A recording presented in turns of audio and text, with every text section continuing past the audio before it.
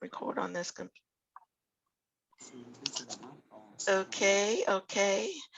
And I am very, very pleased to introduce to you on this third episode of Youth Veterinarian Initiative, our guest speaker, Dr. Felix Vega. Now, I'm going to let Felix actually introduce himself, but I need to tell you first that Sharita, who is normally my co-host, is not able to be here right now. She is dealing with a car emergency. And if she is able, she will call in. Hopefully that will be resolved quickly and she will call in. But she made me the host so that we could start on time.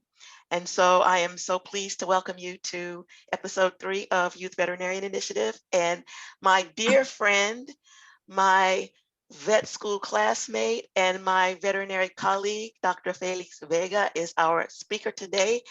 Take it away, Felix. Perfect. Okay, that's going to be a tough one to follow. But my name is Felix Vega, as Monique said. I live in San Francisco, California, which is why I put up the Golden Gate Bridge today, so you can kind of see what's away from my house. I can take a long walk and end up there. I, just like Monique, we both graduated from the University of Pennsylvania in 1985. And my career path is a little bit different than Monique's, and I think it's really good for you to see that there are more than one kind of veterinarians, and there are more than one kind of veterinarians in research, because Monique does research too, but our research pathways are the same. And, you know, I think for the young people like you, Bailey, it becomes important for you to see that even if you decide you want to be a veterinarian, within veterinary medicine, you're going to have a lot of choices in terms of what you want to do. I started my career working at a clinic, and I've spent 8 years doing dogs and cats.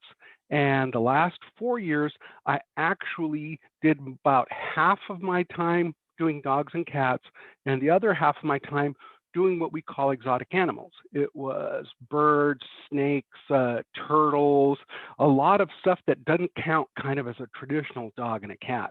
And that was a lot of fun because it was really challenging and you never knew what was going to come in during the day. When I was kind of looking for the next challenge, what I wanted to do was trying to figure out what to do without having to stop being a veterinarian. And luckily, Monique was already in research, and she reminded me that I had taken in school all of the classes about the animals that we usually use in research and we work with in research. And it was like, oh yeah, I kind of can do that. So she actually helped me get my first job too. She pointed me toward a laboratory that was looking for a veterinarian to work with them in doing research on medical devices and new medicines. So when we're talking about medical devices, we mean things for humans like pacemakers or heart valves or the pins and metal that we do when we got a broken leg and they have to put a pin in for stability to help you make it stronger, those kinds of things. Well, that was 27 years ago. I love what I'm doing. So for the last 27 years, I've been doing research mostly on devices that are going to be used in humans, and we do what's called the safety testing. So before they can start to use them in people, I put them in animals and I see if they have a bad reaction, if the device works the way we think it's supposed to work, if it does its job, and it doesn't cause any unusual data. Now, this is where I would tie in with Monique. If I was working on a drug or if I was working on a device that had the possibility for an effect, I would send those tissues and the biopsies to Monique, and under her microscope, she would look at those images and tell me, oh, there's no problem. This material, the body accepts this material. Or have you ever heard the expression foreign body reaction? That's where the body doesn't accept the material. The material is unusual and the body can't accept it and kind of can't keep going on. And so with that answer from Monique, I would be able to tell engineers, yes, we're on the right path, we're doing the right thing, or wait, stop, we have to do something else. If the results are good, then I take that, I write a report, and I send it to the FDA, and the FDA then says, okay, you can now go ahead and start testing in people, or if it's something that's very straightforward, they would say, okay, now we can go ahead and start to sell it to people, or you can use it in surgery. So it's a really interesting kind of career path. Before I go into the slides that I have for you guys, does anybody have a question about that?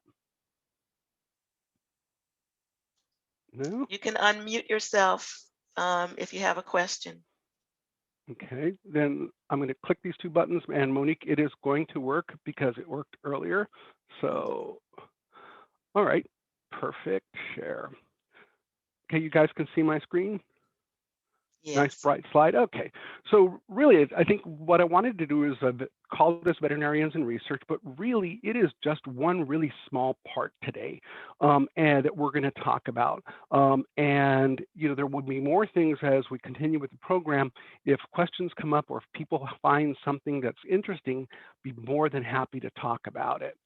So part of what the thing here, we'll talk about my journey here, and unfortunately, mine is nowhere near as interested as Monique's. Do you remember that Monique was in Houston and now she's in Paris and everything else? So I was born in Mexico.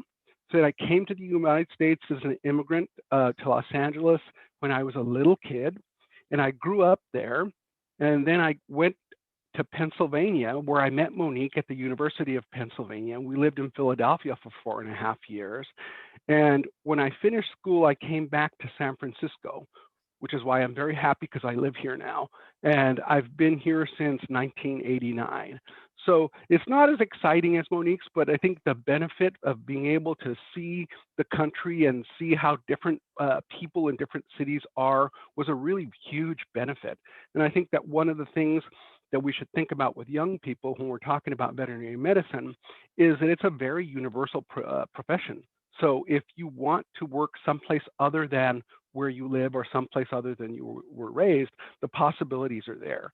I think the only challenge might be that in the United States, at least, or in every country, has their own rules about how you get a license, which might mean you have to take a couple of extra tests. But at the end of the day, that's okay, right? We can do that. It's not a big problem. So then after we think about that, come on, click. Okay, there we go. So what I'm going to talk about, and today to make it a short talk for you, is really I think one of the funnest things that I do as a research veterinarian is comparative medicine. And so when we talk about comparative medicine, it really is that we're trying to see how do humans compare to rats, compare to mice, or if I had other circles, I could put sheep and I could put pigs and I can put monkeys, because when we're looking at research, if we're trying to find an answer in one of these other animals, we always have to be able to compare it back to what happens in humans. And so that's why we call it comparative medicine. So when we talk about research, that's going to be another word that you can sometimes hear is comparative medicine. And on that, everything about how we give them medications, how we take x-rays. In this image down here in the corner, this little goat is helping us. It's going to have some surgery on it.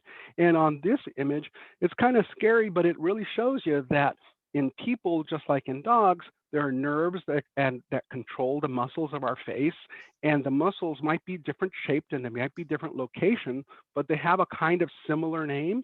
And they actually, really, by learning the function in one, you can start to make the connection on how things might work in the other ones. And it also comes up in this graphic where we're thinking about here up in this corner A is a very simple image of nerves, okay? And when we look at nerves, we can start to think about how nerves develop and how they can kind of turn into the brain and how the brain specializes. And then we come down to this part, is like, okay, well, how is the brain of a sheep similar to the brain of a human and similar to that of a monkey or a horse, and how it comes back down? So it's all about being able to compare them. And when we take a minute here, that when we talked with Monique last week, or the last session, and she was talking about art and she was talking about images, these images here in this corner are kind of the things that she looks at, okay? These are different preparations of nerve cells so that Monique can look at them and tell you, Are they looking normal? Are they acting normal? And she does that by looking at things like the shape, the color, the pattern, all of the things that we talked about when there was art and all there. Good morning, Javon. How are you? You came in just in time. I'm well. We're about to get to the good stuff, so your timing is perfect. Okay, we're talking about how research, one of the important parts of research is called comparative medicine, because we always want to be able to compare how animals are related to humans.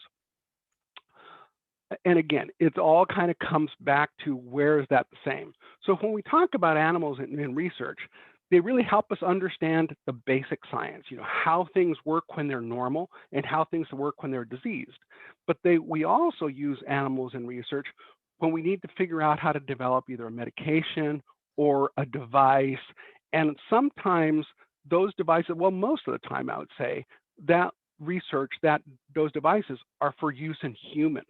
Now, there will be some times that they're developed for use in animals specifically, and we do part of that. But I think more often, they will take a device that we develop for use in humans and then realize, hey, we can use it in animals too. And I think a really good example of that is a pacemaker. Do you guys know what a pacemaker is? Have you ever heard that word before? No? Okay, so when your heart is beating, okay, your heart is supposed to beat on a regular basis, and it's supposed to keep a pace that keeps your blood moving the way it's supposed to. It should go faster when you're active. It should be slower when you are inactive. And if your heartbeat is not regular, it's not keeping a pace, one of the things that they have to do is put in a little electrical device that sends a charge to your heart on a regular basis and helps it keep the pace that it's supposed to. So when we talk about a pacemaker, it's a little battery that gets placed in your skin with a wire that gets put down into the heart so that it keeps makes your heart keep pace with what your activities are. And we started testing those pacemakers in sheep and in dogs a very long time ago so that we can find the smallest wires that wouldn't bother people when they're wearing it, the smallest batteries. So up on this picture, what you see in this really nice yellow lab is this little gray part here is the battery pack, and we put it under the skin. And that battery pack is connected to this wire that they call a lead, and we put that lead into the vein, and that vein, we watch it go down all the way into the heart, and then we use a little screw, believe it or not, a screw that goes right into the wall of the heart so that wire stays there. And then the charge comes through this battery on a very regular basis to make sure it's pacing the heart at the site that we want. Now, you're thinking about this, when you look at this, you're like, wow, how do you get this from the skin down into the heart? It's very cool. We use the techniques of x-rays, and there are a couple of different kinds of x-rays. There's a still x-ray where the person stands still and they take a picture of your arm or your leg and you get one image. And there's another kind of x-ray called fluoroscopy, where it's basically the difference between a picture and a video. The fluoroscopy, you can see things moving, you can see how they go. So what we do here with this dog is we make a little nick into the vein, and I watch under the x-ray, and I take a little catheter, a little wire that's called a catheter, and watching on the x-ray, because I know the patterns and I know what it should look like and I see the color changes, I can drive that wire through the vein all the way down into the heart. It's very cool because on the x-ray, I can see the heart beating. I can see the different chambers. I can put a little bit of dye in to see, it's called contrast. And by putting that dye in, it lets us be able to see where the different structures are and lets us be able to make sure that we're going to the right place. So using the fluoroscopy x-ray, I make that wire go down into the heart. I make sure I'm in the right position in the heart, and then I screw it in. And once it's screwed in, then I can make sure I come back up to this connection. I connect it to the battery, and you're good to go. these batteries right now, in the old days, they used to last 2, maybe 3 years. Now they have batteries that last 5 to 10 years. It's kind of interesting because in the dog, you see, it's going to end up here and they got a lot of extra skin. So you kind of most of the time don't notice, especially if they're a little bit chubby the way that this Labrador is. But with people, most of the time they'll put the little battery pack here. And you will sometimes see that people have a little lump on their skin right there. And that's because they've got the battery pack. Right now, the batteries are probably about the size of a business card. So it's not a very huge lump that you'd have to have under your skin. And luckily, they don't have to change it for every 3 to 5 years. So, I think this is a very good example of how we used animals to figure out how to do it in people. And once we got it down in people and started to do it, now we start to do it in animals. And dogs get pacemakers all the time. Sometimes horses do. And I think that's a good example. Any questions? No? Okay. This is the really cool one because I think it was Danielle that sent this to us. So we're going to call this my snake ate a beach towel. Okay. And this is the coolest video ever. All right. And it's a really cool video because besides being kind of crazy, it shows us there's a lot of things where comparative medicine is important and how that ties into the research. It also tells us why it's important that even people who are doing research, veterinarians, should still have their clinical skills and they should know what they're doing. Okay, so here, this is very cool. Pay attention to this part. Okay, so they've just got the snake, they've disconnected it, right? Now they're going to go in and it's got something caught in its throat and they're going to try and pull that out, but man, that's pretty well stuck. So they're going to take this instrument called a grasper, kind of get a really good hold on it. And then once they've got that hold on it, this is crazy. They're going to start to yank. Now, right now, all we see is that tip of that blue thing, right? And you think, oh, okay, that's going to be a little something that's caught in this poor animal's throat. And luckily, these people are very patient. The veterinarians that are working on are very patient because look what's going on here. Oh my goodness. Oh my goodness. And watch the snake in the back. It's getting skinnier and skinnier. Whoa. So that poor snake had swallowed a beach towel and that beach towel had gone through and it had gotten stuck. Let's see that again because I think it's really kind of cool. They tried to grab it. And that's see the little tag on the end of it? It's the tag that has the brand of the beach towel, right? And it's so stuck that they can't pull it out with just their hands. So they've got to use this specialized instrument to grab it. Now, I want you to pay attention here, because look right back here. The snake is looking pretty full. It's looking pretty chubby, right? Back up on this part. And once they get the towel and they start to pull it, and when the camera backs up, pay attention to the body because you can see the body gets skinnier as it kind of comes on down. And I think that's a really wild way to go. So here you go. And it looks like it's a Cinderella beach kind blanket because it's got blue and pink and green. But now watch back here. Look how skinny that is. They're squeezing that out. Now that poor little snake is half as fat as it was before. So that's cool. All right. So besides being a really cool way to see this, what does this tell us about research and how does this tie in? When I work in research, there's always two, I think, very important questions that I always need to pay attention to. And the first one is, what is the same when I'm thinking about people and animals? And the second one is, what is different? Because when I'm thinking about what is the same and what is different, it helps me do my research in a way that I know that what I'm learning in the animal, I can understand and relate to in people, right? And that becomes a really cool part about it. So thinking about that, the first question I'm asked for Javon and for Bailey is, why aren't they afraid of getting bitten? I mean, you see these people, they've got their hands right up in that snake's mouth and they're moving around. I mean, I would be afraid of being bitten. Why do you think, Bailey? Probably in this case, the snake is under anesthesia or he is sterilized so he can't move.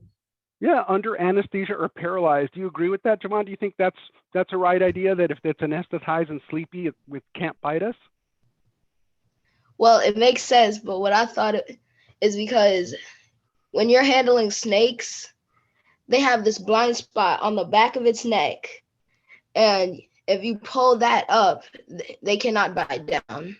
Yeah, so both of you are right, and those are really good points. And so one of the things is that we use anesthesia and paralyze when we can. And the other really important part is called handling. And Javon, when you're in veterinary school, you're going to learn about handling, because there's a correct way to handle a cat, and it's different than the way you handle a monkey, and it's different than the way you handle a dog. And so the way that these hands right here are holding it is correct, right? Because they're toward the back, and it's just like you said, you're at that spot there where it can help it not move. But just to the point that Bailey was making, the important thing here is that the animal is anesthetized. So see this little tube where the yellow arrow is? That's a tube that's going to deliver the gas. In this case, sometimes you can give anesthesia with a shot. Sometimes you can give anesthesia with a gas mask. And in this case, we're using anesthesia in a tube. And on this one here, which is a close-up, because here you can see this is the tag of the towel. This is the body of the towel. And here's that tube that you can kind of see at the beginning of the movie. And here you see it again in the body.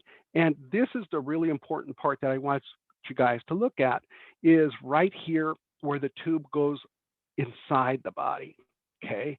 Because that's going to be to our next question, or how we approach the next question. So this tube, they're getting the anesthetic gas into the snake's lungs.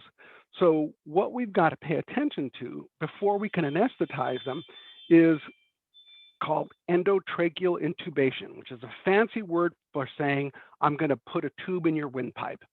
And we're going to put that tube in their windpipe so that the anesthetic gas can get directly into the lungs. Now, we got to get it through the mouth, right? And then we got to find the opening to the trachea. And the good thing is, if we think about what's the same and what's different, what's the same is everybody has mouth and everybody has a trachea. It's always going to be there, but what's going to be different is the shape of the mouth and the location of that opening. And so that's where the part of comparative medicine becomes really important. So when I look straight onto this snake here, this is the snake's mouth, and this is the esophagus, and this is when it eats food, or in this case, swallows that towel, where that towel is going to go down into the belly, into the stomach. But this opening here is the opening to the windpipe. And that's the really important part, because when I put the endotracheal tube in, I need to make sure it goes in this hole and not this hole. And when we look at the next part of it, is on this snake, see, they got it right into that ring. And so now through this tube here, they can give it the anesthetic gas, and they can make sure that it's going right into the lungs. So what's the same and what's different? When we look then at a cat, okay, this cat, the tongue is down here. And remember, cats have that little scratchy tongue, feels like Velcro. So that's what you're seeing here on these papilla. But the other thing you got to look at is, remember, on that snake, it was easy. I opened that mouth and it was right in the front. Now in the cat, it's in the back, it's behind the tongue, it's through the nose. I mean, there's a lot of stuff that's different between the snake and the cat. But what's the same is that shape looks about the same, and its function is the same. It's where the gas goes, right? It's where our air goes. So in a cat, we're going to go ahead and do that endotracheal tube, and it's just going to be a little bit longer. It's going to be a little bit tougher for us to see back there, but we're going to do the same thing. We're going to put that tube into this hole so the gas goes directly to the lungs. Now, all of this, how does it tie into people?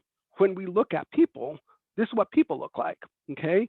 And the thing about people, and the thing about all of them, is if you look and think about what you saw on the previous slides, it all kind of looks the same, right? The shapes are a little bit different, but they all have this epiglottis in the front that opens and closes so food doesn't go into our lungs.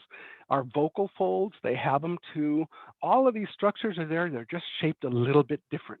So in comparative medicine, we have to remember how they look and how they go together.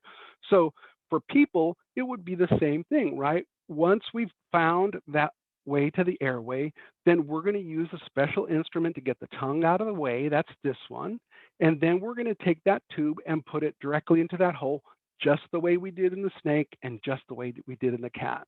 And that's why we ask myself the question, what's the same and what's different? So does that kind of make sense to you guys in terms of how comparative medicine really pays attention to the differences and the similarities so that we can help figure out one solution that might be able to be applied to other ones? Does that make sense so far? Cool. Okay, because that's going to be the kind of the next part that we're going to talk about that when we're looking at this specific structure. What's the same and what's different? So here's the snake, right? And what we've got to look on this diagram is, okay, where's that hole? Where's the epiglottis that Dr. Vega was talking about? Well, the thing here on the snake, remember, it was right at the beginning of the mouth and it was really easy to get to. And once I put the tube in there, it's going to go straight just down into what's called the trachea, which is the windpipe. And I actually should move that into the windpipe, and then it's going to go into the lungs. So when we look then at this picture up in this corner, this is a rabbit. And what's the same is it's got a mouth. What's different is that mouth is really long, right? And what's different is we can open our mouths wide. That snake can open his mouth really wide. The rabbit can't. So in the rabbit, I have to be prepared to work in a small, narrow hole. But at the end of the day, this green arrow is going to show us that, yep, they've got a windpipe, and that windpipe is where that tube needs to go.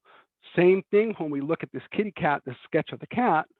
It's a little further back, not as far back as the rabbit, but it's that same kind of a structure. And then lastly, in people, this tube that we put in here, that endotracheal tube, has to make it through those folds to get down into the lungs as well.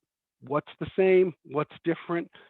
They're shaped different, but the function is the same, so it helps you figure it out. Make sense? Okay, so the two things that happens with that snake was, one, we had to keep it asleep so it wouldn't bite us. And that anesthesia was delivered right through an endotracheal tube. So we learned the difference in how those structures are set up and how they go in there. But the second thing was pulling out that big old beach towel. Now, you saw in the video that they could just pull that beach towel and pull it out in one straight movement. Okay, how could they do that? So here's a sketch of the snake. And on the snake, what I want you to pay attention to is the red stripe. Okay, I wish this drawing was straight, but I didn't have a drawing that was straight. So the red stuff on the snake is what we call the gastrointestinal tract, the GI tract. So we all have an esophagus. That's the first part of the tube. Okay, and then the esophagus feeds into the stomach. We all have a stomach, and then that stomach starts to feed into the small intestines, and then that goes all the way out to when we poo. Okay, so the GI tract in the snake is in red. And what I want you to pay attention to is that at the end of the day, even though this snake is kind of curved around, that GI tract is pretty straight, right? It looks pretty smooth and pretty straight, and it doesn't start to get squiggly until we get down here at the small intestine. So it makes sense that if the veterinarian was able to grab that towel, they could pull it straight out because it wasn't going to get caught in any bends or any nooks and crannies, right? So you saw them pull it kind of straight. So do you guys think that the same thing can happen with people or with other animals? Or you think we might be a little bit different? We're a little bit different. They're a little bit different. What about you, Bailey? Yeah, uh-huh. I kind of think that it may work the same way a little bit. Mm-hmm. Well, see, and this is perfect because you guys just asked that question. What's the same and what's different? Because from what Javon said, yeah, the things that are the same should help us. And for what Bailey said, the things that are different, we should pay attention to. And so in this snake, where it's relatively straight until you get into the intestine, it was a straight yank, right? So if we think about people and we think about everybody else, people is very different than that snake. Okay, here's the esophagus, and then it makes a big old curve into the stomach, and then the stomach is actually shaped different, and then it's got to make another really sharp turn into the duodenum, Okay, and then that duodenum's got to go around into the small intestine. So the first thing we got to pay attention to, in people, we may not be able to just yank it out, because in people there's curves and there's nooks and crannies and stuff that may make it different on how we would approach that same problem. So paying attention to what's same and what's different. And when we look then at the next species, if we look at this drawing of a cat, I think the cat, do you guys think the cat looks, just from the first impression, does it look closer to the snake or closer to people?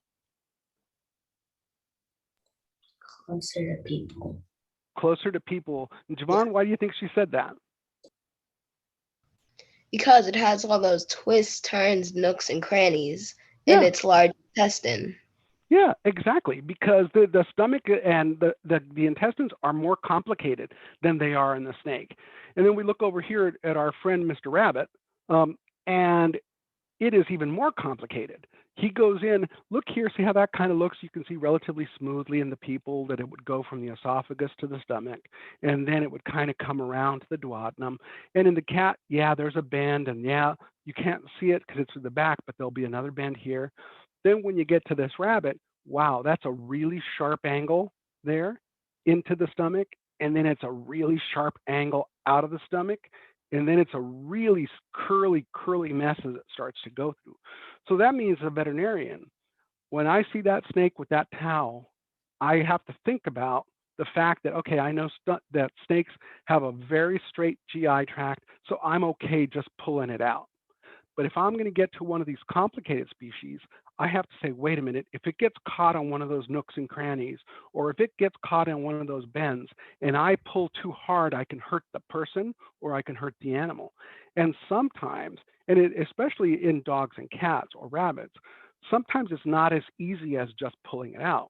Because these complicated shapes, because of this complicated anatomy, sometimes in people, you actually have to do surgery and open them up and then go in, find it, and make an incision and pull it out from there so you don't damage anything, okay? So I think that becomes the important part of it. So this, what I tried to do in our short time is, give you guys a little bit of an introduction, because I think in other sessions we can talk about things that you might have found interesting in what we went over today. But just to give you what I think is the most important part, the most important rule for research, which is always pay attention to what is the same and what is different. Because then that way, no matter what we're doing, whether it's anesthesia or something in the GI tract, or even just handling them, and what you talked about, Javon, and how we hold the snake from the back of the head, and what Bailey talked about, how we get that in there, we got to pay attention to that. So, one of the things that I like about being a research veterinarian is I think that, on this slide set, you got an idea that veterinarians who work in research really are a bridge between humans and animals, right? Because if I'm helping people figure out how to do a pacemaker, right, and I want to put a pacemaker in a sheep or in a dog, I have to say, pay attention just to like the question of that battery, right? In the dog, it's very easy to put that battery behind their neck because they got a lot of loose skin. That scruff, there's a lot of play. They never lay on their back, so the battery's not going to bother them. But I have to pay attention about people. It's like, okay, in people, where am I going to put that battery? Because people are kind of shy and they don't want to have a big old battery sticking out here where someone can say, hey, what's that in your neck? You got a battery, right? You got to be a little bit subtle, and it can't be someplace that is going to. Excuse me. Yes. Sorry to interrupt, but No when worries. you said dogs don't lay on their backs, it reminded me of my uncle's dog. His name is Nino. He is a red-nosed bully, pure Ooh, blood. okay, cool. Uh-huh. And he sleep like a human. He sleep laying on his back. Okay, that dog's crazy. But is he always sleeping on his back, or just some of the times? Always. Always? He Okay, just lay on his back. okay, but he has a pretty thick neck, right? And he's got, on the scruff of his neck, he's got a lot of extra skin. Meh. If he's a bully, they tend to have kind of really muscly necks, yeah? Yeah, it's pretty muscly. Yeah. I would say it's more muscle than loose skin. Then loose skin. Yeah. So he would be and there would be a position where we'd have to pay attention to where we put it and where we put that battery pack. But that was a really good point. Yeah, Bailey? My dog, whenever he's doing something bad and he knows he's doing something bad, he'll lay on his back and just not move until we go away. So it just looks like a possum playing dead. Playing it. You know what I used to call that with my dog Bailey. I used to call it "I surrender," right? Because they lay on their back and they do that, and it's like they're saying "I surrender." And you're right. It's always when they do something bad, right? You come in and you're like,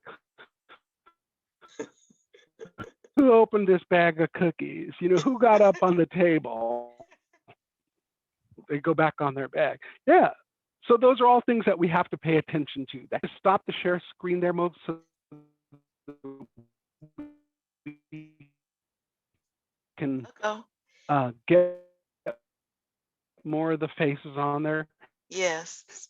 Okay, we're good now. And see if there are any. Danielle, so much for pointing out that video. You could really learn a lot, even though it just looks like a really cool video. When you stop and think about it, there's a lot of good lessons in that. Absolutely. Absolutely. Does anybody have any questions for Felix?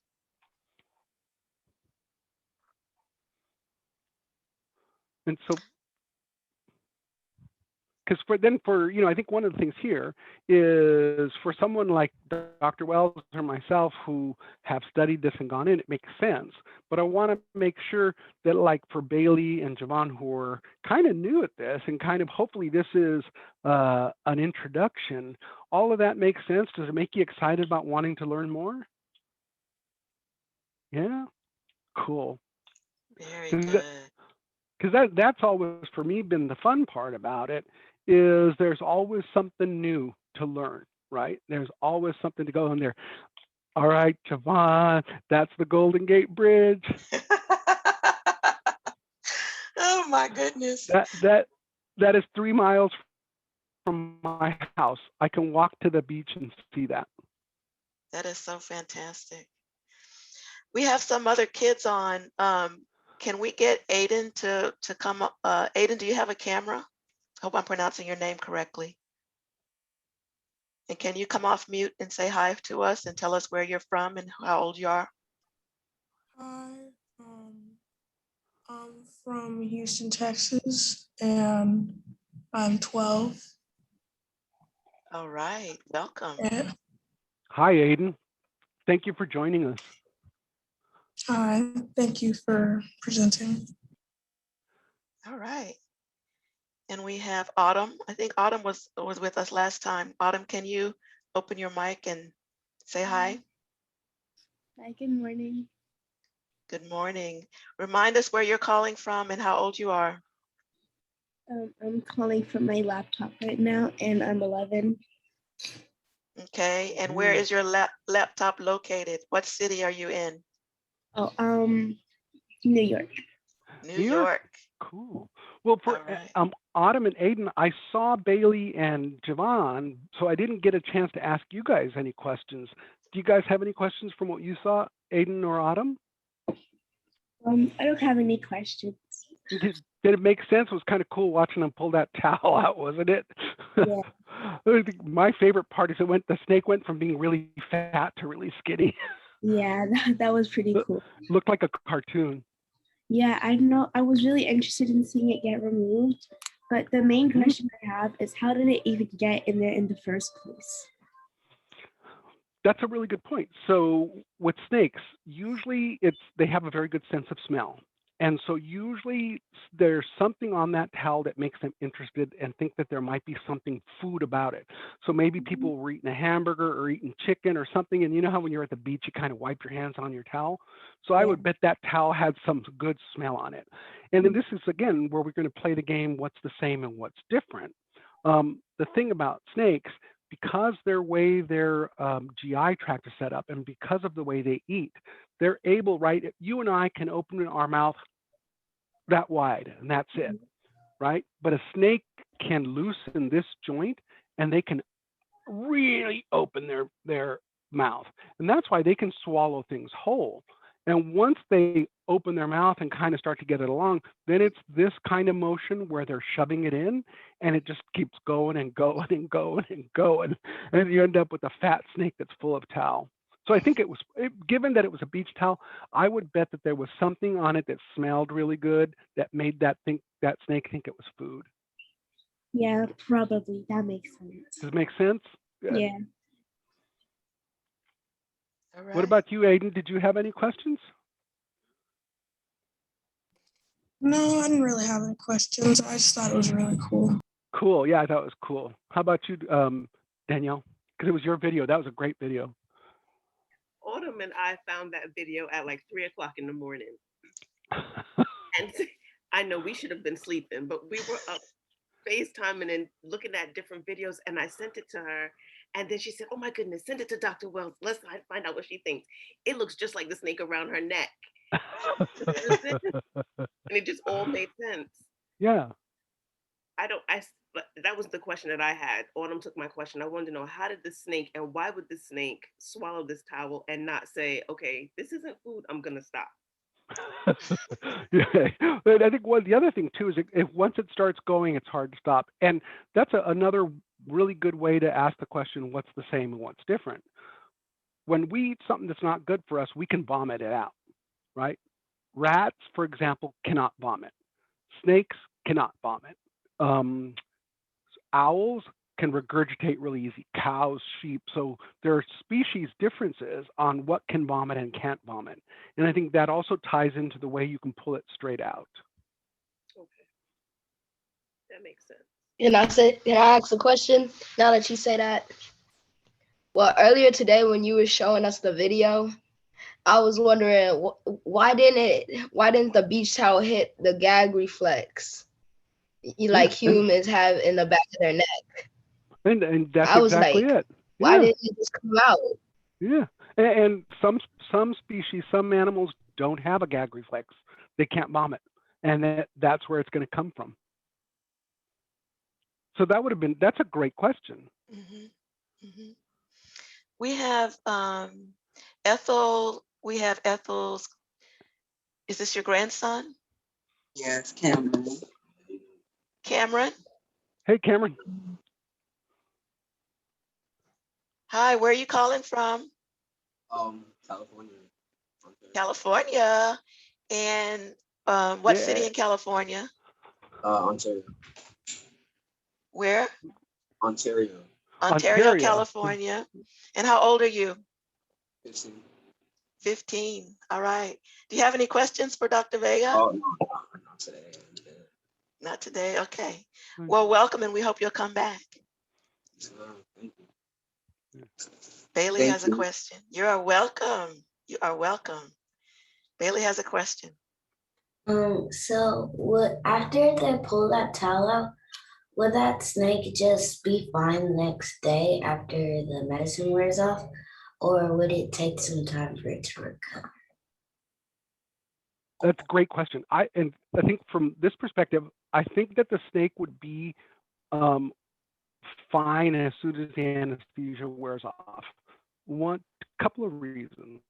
One, when you give anesthesia through the air, using a gas, that works really fast and it goes away really fast. So they tend to recover really quickly. And then the other thing that we got to pay attention, because the first thing you stop to think about is like, man, that would have been really rough, swallowing a towel and then having it yanked out. I mean, that's going to feel sore, right? But you got to stop and think, snakes are designed to eat things whole, right? So that means they have the lining of their esophagus and the lining of their stomach is really tough because they eat whole things all the time. They eat whole mice, they eat whole rats, they eat all of that, which means they're going to have the fur, they're going to have the nails, they're going to have the feet, they're going to have all of that stuff that just goes down that gut. And so given the fact that the esophagus and the gut are designed to eat rough foods, I would bet that snake is going to be fine, because at the end of the day, a towel is a lot softer than a rat, right? It doesn't have feet and claws. Mm-hmm. Fabulous. Anybody else have any questions? I do.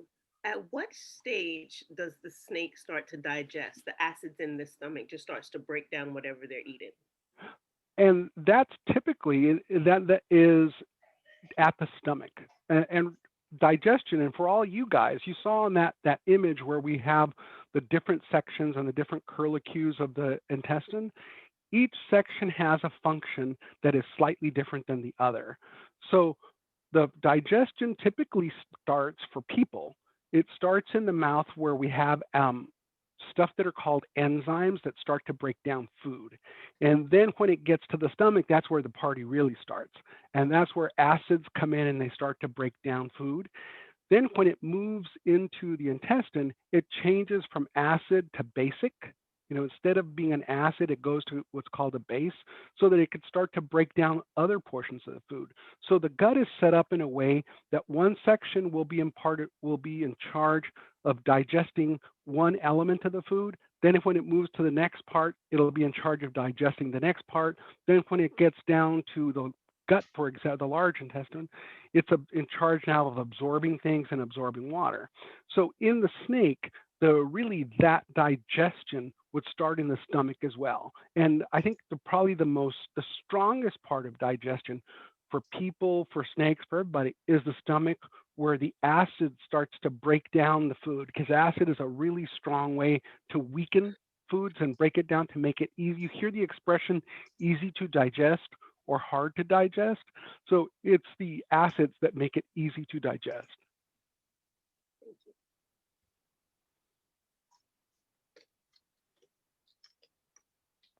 All right. We have any more questions? So exciting. Okay. And so you had to show Javon I had another picture too. Yes, he's in the grass now. He's in the grass now. I'm back on the bridge. I have a question. Yes. Okay. Where was the video? I didn't see the video. Was it shown at the beginning of the presentation? We can show that again. Give me 1 second. Let me find it. Yeah, because it's a cool video. At the end of the day, it's a very cool video. Yeah. Yeah, and let me pull it And up. while you're loading it up, Danielle says, how do they apply the anesthesia to the snake without being bitten? And they typically there we go. With a snake, the first thing we do is we put it in like an aquarium, and we put a little hose in and we pump in gas so that it breathes the gas before we can handle it. Then it gets sleepy and woozy. Then we can take it out and we can put the tube in. So let me see here now. Back to Zoom. I'm going to share my screen because this is the coolest video ever.